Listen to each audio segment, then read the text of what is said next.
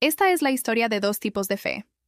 Una, que cabe en la pantalla de un teléfono, brillante, dorada y con alas de titanio.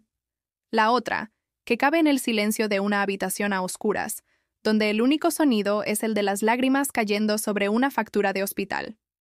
Ambas usan la misma Biblia. Ambas invocan el mismo Dios, pero solo una de ellas recibe la bendición. Esta es la historia de Ana, y de la pregunta que desgarra el corazón de la fe moderna. ¿Cuándo dejamos de seguir a Cristo para empezar a financiar su imitación?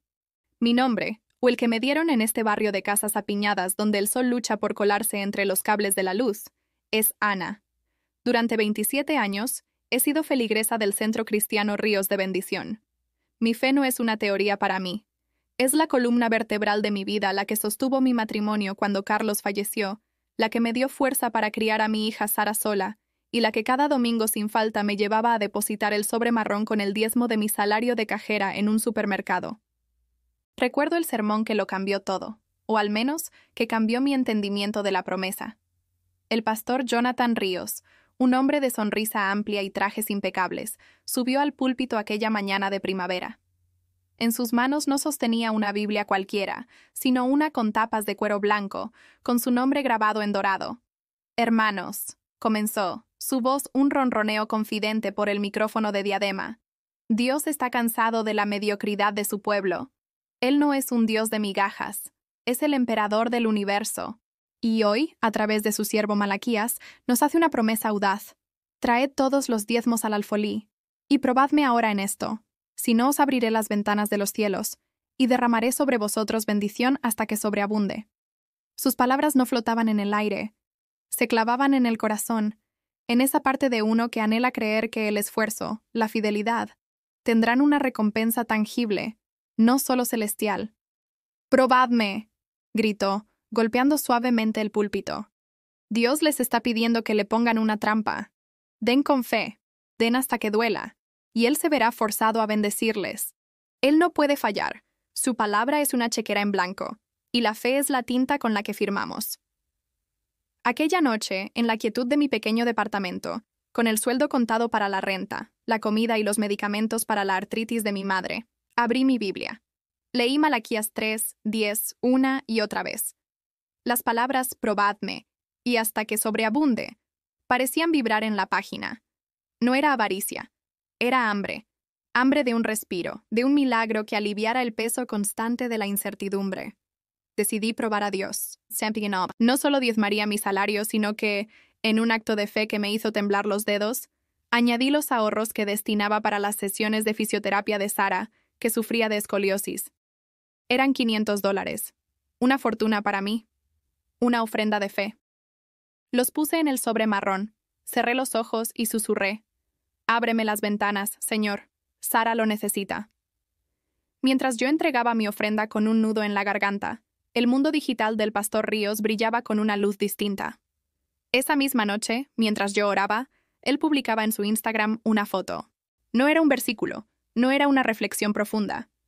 Era él, con gafas de sol de marca, subiendo las escaleras de un jet privado. La luz del atardecer se reflejaba en el pulido fuselaje blanco. La leyenda, cuidadosamente redactada, decía: «Creyendo en el Dios de lo imposible. Agradecido con mi familia espiritual del Centro Ríos de Bendición. Su fidelidad en la siembra hace posible cosechas inimaginables. Este nuevo instrumento para la expansión del reino es prueba de que cuando probamos a Dios, Él abre las ventanas de los cielos». Recuerdo que mi vecina, Marta, también de la iglesia, me mostró la foto en su teléfono. «Mira, hermana Ana», dijo con un orgullo extraño, como si ese jet fuera de alguna manera también suyo. «Nuestro pastor vuela alto. Eso significa que nosotros también lo haremos». Yo asentí, pero una punzada fría me recorrió el estómago. Las ventanas de los cielos, para él, se habían abierto en forma de una aeronave de millones de dólares. Para mí, esa misma semana, se habían cerrado con la noticia de que el seguro no cubriría la próxima consulta con el especialista de Sara. La factura era de $350. ¿Dónde estaba mi sobreabundancia? El contraste se volvió una herida constante. En las redes sociales, el pastor Ríos posaba frente a su nueva adquisición, un Jet Citation Sovereign, explicando en un video desde su interior cómo era una herramienta necesaria para llevar el mensaje a todas las naciones, sin las molestias de los vuelos comerciales. Hablaba de eficiencia para el reino, mientras se acomodaba en un asiento de cuero que costaba más que mi auto.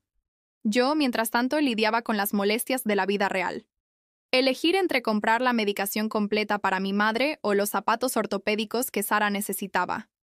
Mi mundo olía a desinfectante de hospital y a preocupación. El suyo, a queroseno de avión y a éxito. Fue en medio de esta tensión silenciosa, mientras veía a mi hija tratar de enderezar su espalda sin quejarse, que una pregunta nació en lo más profundo de mi ser. Una pregunta que sentí era peligrosa, casi blasfema, pero que no podía contener. ¿Qué diría Jesús ante este espectáculo? La pregunta me llevó, como siempre me ha pasado, a los evangelios. No a los sermones modernos, sino a la fuente. Y me encontré, una y otra vez, con una escena que nunca antes me había parecido tan violenta, tan relevante. Jesús en el templo de Jerusalén. Siempre lo habían llamado la limpieza del templo. Yo lo imaginaba como una especie de acto de reorganización divina. Pero al leerlo ahora, con el sabor amargo de mi ofrenda en la boca, vi algo distinto. No fue una limpieza. Fue una confrontación frontal, un acto de juicio público y contundente. Imaginen la escena, el atrio de los gentiles, el único lugar donde los no judíos podían acercarse a Dios, convertido en un bullicioso mercado. El aire pesado por el olor a animales y el sonido metálico de las monedas. Los peregrinos llegaban de lejos con sus monedas extranjeras, que tenían que cambiar por el siclo del templo, la única moneda aceptada para la ofrenda. Los cambistas, con el beneplácito de las autoridades religiosas, aplicaban un tipo de cambio abusivo, lucrando con la necesidad espiritual de la gente. Y los vendedores de palomas, los animales para el sacrificio de los pobres, inflaban los precios, explotando la devoción de quienes no podían permitirse un cordero. Y entonces, entra él, no el Jesús de pelo sedoso y mirada dulce de los cuadros, el Hijo de Dios, con el rostro endurecido por una ira santa. No pronuncia un sermón, actúa, con un látigo de cuerdas, no para golpear personas, sino para ahuyentar a los animales, vuelca las mesas de los cambistas. Las monedas ruedan por el suelo, el símbolo de un sistema corrupto se desmorona en un estruendo de metal. Y en medio del caos, su voz retumba contra los muros de piedra, citando a los profetas. Escrito está, mi casa, casa de oración será llamada, mas vosotros la habéis hecho cueva de ladrones. La frase cueva de ladrones no se refiere solo a un robo descarado. En el lenguaje de Jeremías, de donde Jesús toma la cita, se refiere a un lugar donde los malhechores se sienten seguros, donde el sistema religioso se ha pervertido hasta convertirse en un refugio para la explotación. Los líderes del templo habían creado un sistema donde era casi imposible adorar a Dios sin ser estafado. Habían puesto un peaje en la gracia. El paralelismo me dejó sin aliento. ¿No es eso exactamente lo que estaba sintiendo? Un sistema donde la fe se empaca, se vende y se cotiza. Donde la siembra es el precio de entrada para un milagro que nunca llega, pero que sí financia los lujos de quienes administran el sistema. Donde versículos como Malaquías 3:10 se convierten en el tipo de cambio espiritual para justificar la riqueza de unos pocos, mientras la mayoría, como yo, sigue esperando que las ventanas del cielo se abran, aunque sea un poco. El jet privado del pastor Ríos era la mesa de los cambistas moderna.